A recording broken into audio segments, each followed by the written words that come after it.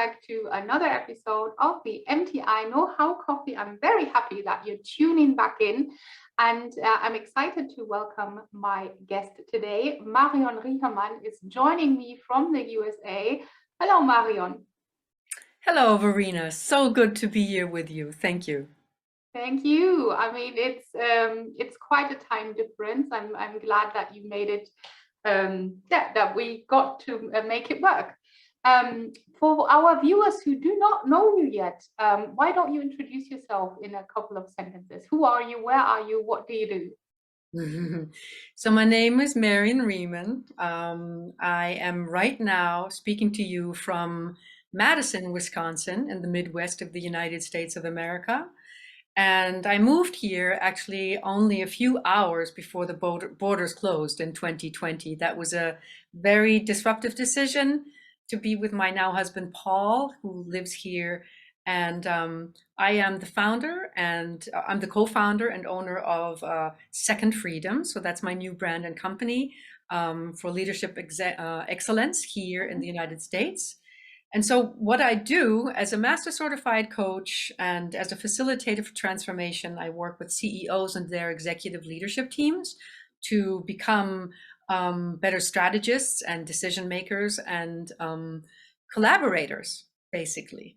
And I will speak more in depth about how we do that as we move ahead in our interview, I guess. Exactly, because that's exactly why we're here today. Marion, your specialty is supporting leaders and organizations in actually becoming more effective. We've noticed that through all sectors and all levels of leadership, organizations and leaders had to face exponentially increasing complexity in the world that they live in, they work in, they lead in. And that makes it very hard sometimes to actually, be a good leader. And you're doing exactly that. You're focusing on supporting these organizations and these leaders to lead more effectively. And in the ever-changing VUCA world, I know that VUCA is, it's some kind of buzzword, but I mean, VUCA is nothing new. I think the world has been changing forever. I mean, from 150 years from industrialization age to now, we've always been in kind of a change. Why is it different now? Well, yes, of course. We have always been in times of change. We go through paradigm shifts. I can speak more about that. And there's something unique about our time now because from the industrial age, we have moved into the information age, and digitalization and globalization has increased the pace of change and the amount of information that comes at us, and leaders, of course, especially. And it is now becoming clearer that the capacity of our minds, how we think about the world, is not yet compatible when it comes to dealing with that kind of information and pace of change. So yes, we speak about VUCA leadership effectiveness, and we come from it from a pretty grounded and practical approach. We say, we do this like we work with athletes, high performance athletes. You need to know, let's say, your role, of course, what's the race you're trying to run? So what's the complexity of the role that you're in and that you have? And what kind of skills and what capacity do you actually bring? And what we offer very uniquely is a very compact process to assess leaders and their teams in terms of their leadership effectiveness in the context of VUCA, complexity, ambiguity, volatility, and ambiguity, yes. Yeah.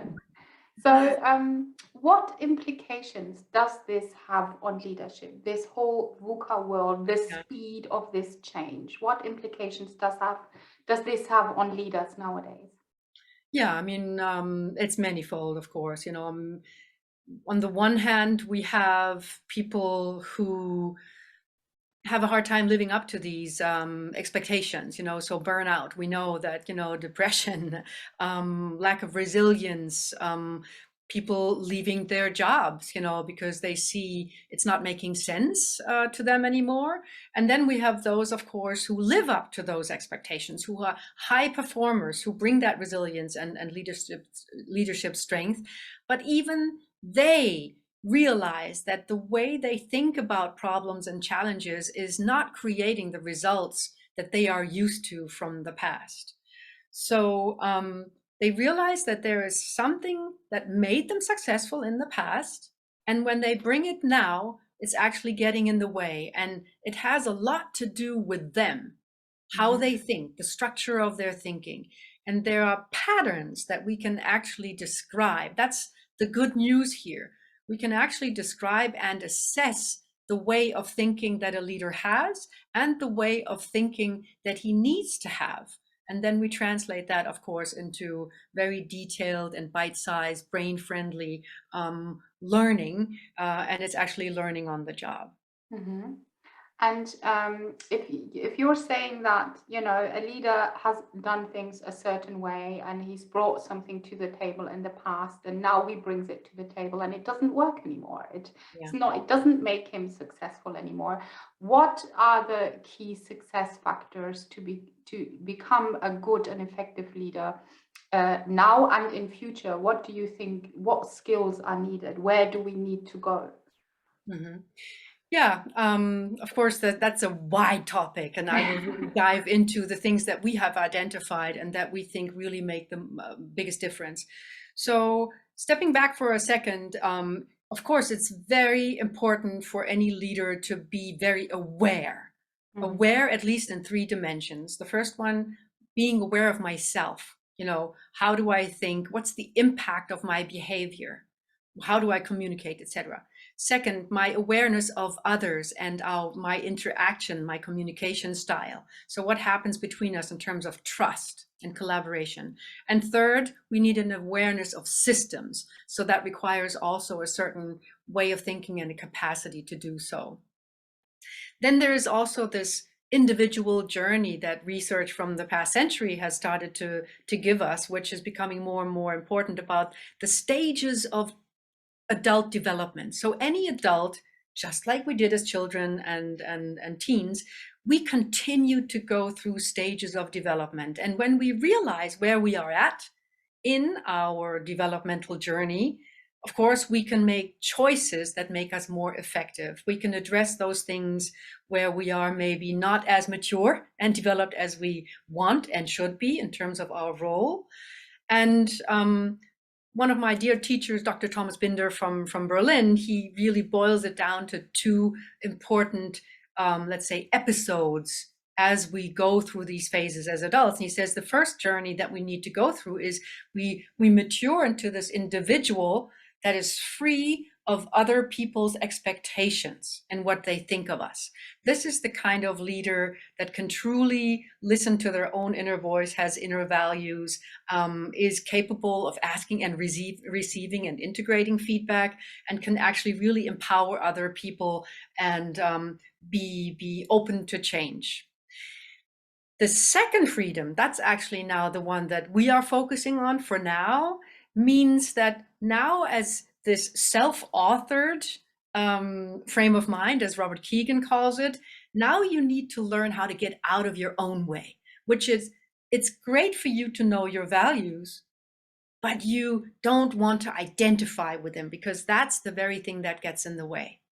If you are used to leading the team because you have most expertise, experience, and so forth, then sometimes that really gets in the way when you have to face complexity, because we know to make a relevant and really sustainable and impactful decision cannot be made by one perspective and by one person. So what we now need is somebody who knows how to get out of their own way, become free of themselves, is what we say, to become really curious on a daily basis about who else is important as a stakeholder in this decision. What am I making sense of their behavior? What are their ways of seeing this challenge? How can I ask them and verify whether this assumption of mine is true? And then how do I coordinate a a number of perspectives in order to come to a decision that makes sense, not just to me. So Yeah. that's just a rough idea where we come from. You say the word coordinate, and that's I've been thinking of that. You know, during your response, what you're describing, is that still leadership, or is that not? Are leaders not more coordinators? I mean, is it still leading? Is it not coordinating? That's a great that's a great question, I think, because words also create reality, right? So if we keep on thinking in terms of leader, and the Yeah. leader is somehow above and different, is further ahead in a way. So we have a lot of associations with this word. I totally agree that the coordinator, you could say like a scrum master almost, Yeah. is an enhancer, is actually behind the team, is a steward, is a servant, to the Yeah. team and its collaboration and effectiveness. I totally agree. And the word facilitation is something that we often use. So facilitate meaningful and effective conversations, because impact and culture often can be described as the kind of relationships that we have either to topics or to human beings or to the system. Yeah. So I totally agree. It's more helpful maybe to step away from this word leader altogether. Yeah. Yeah, and also from the skills that are associated with it. I Yes. mean, when I listen to you and what you're describing, I think that people who were good leaders in the past might not necessarily be good leaders today, Yes. because you actually need a whole different personality. I know that you and your partner David, that's what you focus on like coaching leaders to get there where they need to be. But does that work? I mean, have you encountered leaders who are already in this leadership style? And is it possible for more of a classical leadership person to transform into this new style? Because you need a whole different personality for that? Great questions. Let me see where I can start. First of all, yes, data shows that, especially at the top, where we work with CEOs and their teams, that really to become a CEO, to come into that position requires that you already definitely have achieved first freedom, period. And most of the leaders that we work with at that level also are leaning definitely into second freedom. So they are already the kind of post-conventional leader, as we call them. The challenge here sometimes is manifold, actually. One of them being that this new way of leading can be seen by the CEO, him or herself, as something where they're not quite sure and confident yet, and where they feel also not encouraged by their environment, be it the board, shareholders, their team, direct reports. Often it can be seen initially as a kind of weak leadership because it's not the heroic leadership style anymore. So what we see is, when we assess, we see that this kind of thinking, the post-conventional way of thinking and form of mind, definitely is already on the rise more than we realize, and it needs to be encouraged. So with our assessment, for example, when we hold up that mirror, that is an encouragement. And we don't stop there. We also help make sense between the CEO and their leadership team to make clear and transparent how this new way of leading is in service of what the future and the present is holding, rather than what we're used to from the past. So that's the kind of mitigation that we do. We create that awareness. So this new way of leading becomes more accessible. The CEO feels more grounded in it. And we also help them transduce their way of thinking. They have a vision of where this new leadership is going to lead. They may have examples and peers, and they need to be able to communicate to their team in a way where others really can understand why this is the new way of leading, and why this feeling uncomfortable and impatient sometimes because the leader is not telling us, with a certainty what's going on anymore. And what does that also mean for them in terms of shifting how they refer to leadership and what they need from that? So That's a great focus of our work, that Mhm. we see that already existing, and we need it to become more aware of itself, grounded, encouraged, and then upskilled in terms of how do I actually establish this in our organization and culture. Mhm. So when I get there, or I mean, you say there's already leaders out there, and you mentioned there's also already organizations out there who are already in this very developed leadership. We say leadership style, let's say coordinating in this new kind of style. Um, Hard facts. What's in it for us? What are the what are success? Why do it? Yes, if I may, I would like to mention an interview that we just did with our Second Freedom podcast, David and I, with two amazing people who speak about the paradigm shift that is happening. And from the past, we've come from shared value, no, shareholder value, shared value, and now it's about something different. It's about positive impact. And what that means is that there is kind of a big gap that we as leaders, and where we help leaders actually cross that gap in terms of seeing there's a big assumption we have that if I do things that are more in the interest of the community or even of global interest and the environment, ESG, environmental, social, and governance, that always comes at a cost. That is something that when we enter that conversation, most of the time this concern comes up, boom, like a reflex, right? And that's a big, far reaching assumption that has been proven to be wrong in more and more cases if the leadership really takes this on and makes it a priority and has it front of mind and goes through a transformational journey and process themselves. Because in the beginning, this will dominate the thinking, and we need to kind of incentivize to keep going in that direction until something in us, and this is what research has shown, something in us shifts where we understand nothing else makes sense anymore. But that's a shift in our thinking that is hard to speak about. It needs to be experienced. Mhm. I just want to give one example that I found, I stumbled upon recently, and I think it really demonstrates how this idea of somebody makes a choice, a CEO makes a choice that to its environment, globally seems like this is going to ruin you and your company, turns out to be the greatest success. So there's maybe some of you have heard of him. He's a tech entrepreneur, Dan Price, the CEO of a company called Gravity. He kind of became famous overnight because, and I love this saying in English, he put his money where his mouth is. What So does that that it's mean? not, yeah, it really means that he made a choice, a very down to earth, real choice about money. So it's not just about values. I'm not reducing the meaning of values, but this is about money, and this is really where the rubber hits the road, as we say in English. So he, as a CEO, decided to take a pay cut himself to pay all his employees a minimum wage of $70,000 per year. Wow. So that's something that he decided to do. Something in him became clear that that was needing to be done. And it was up to him to make that choice.